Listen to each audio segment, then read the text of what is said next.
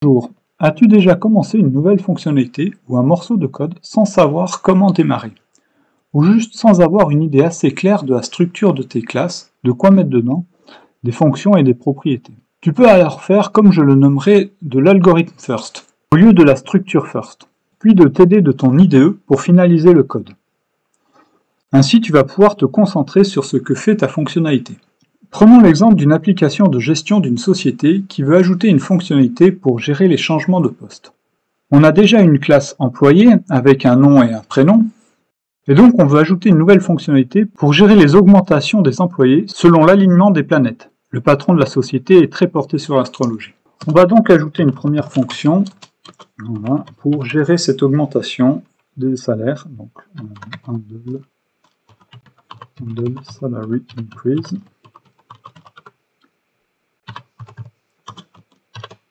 Et pour l'instant avec aucun paramètre. Donc notre fonction, par exemple, elle va boucler sur une liste d'employés. Et pour chacun de ces employés, on va vérifier si les planètes sont alignées. Et donc pour ça, on va faire une autre fonction qui va demander si les planètes sont alignées. Et donc on va passer une liste de planètes. Et on va passer l'âge de l'employé, par exemple. Enfin, pas l'âge, mais sa date de naissance.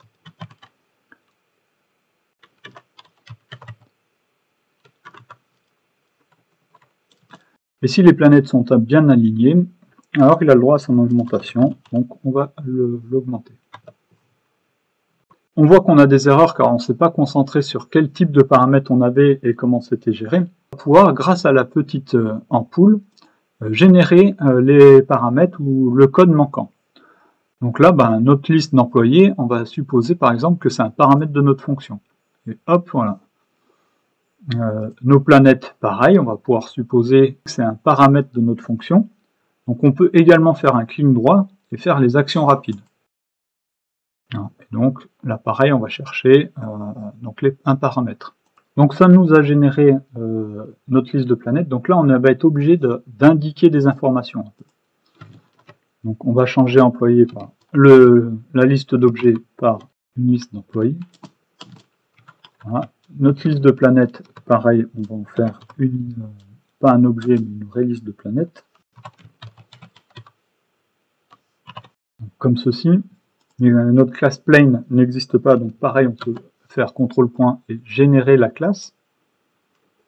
Donc et là, on peut voir que ça peut nous la générer au même endroit, dans un nouveau fichier. Donc on va faire dans un nouveau fichier. Voilà, on a bien notre liste de planètes.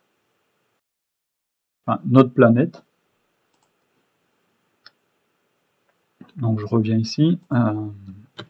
Mes employés, donc je leur ajoute une date, une date de naissance. Hop. Donc à nouveau, ma classe employé, voilà, ça a bien rajouté. Donc, je viens préciser que c'est bien une date. Ensuite, je viens créer ma fonction est-ce que mes planètes sont alignées, et puis ma fonction d'augmentation de salaire.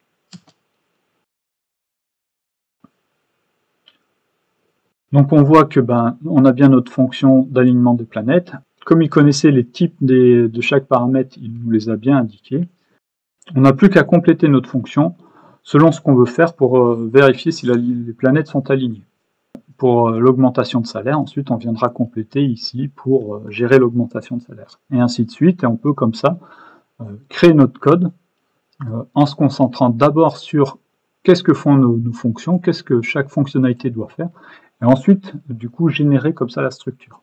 Ça peut aider à avoir un code plus lisible car on vient raconter une histoire plus qu'assembler des variables et des fonctions. Ensuite, grâce à notre IDE, on génère le code manquant et on le complète.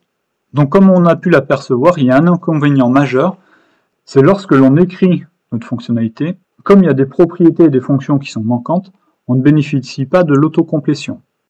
Enfin, cette méthode ne te fait pas aller plus vite, mais te permettra de découvrir une structure et t'évitera de produire du code inutile. Est-ce que je t'ai convaincu? Essaie et donne-moi ton avis en commentaire. À bientôt.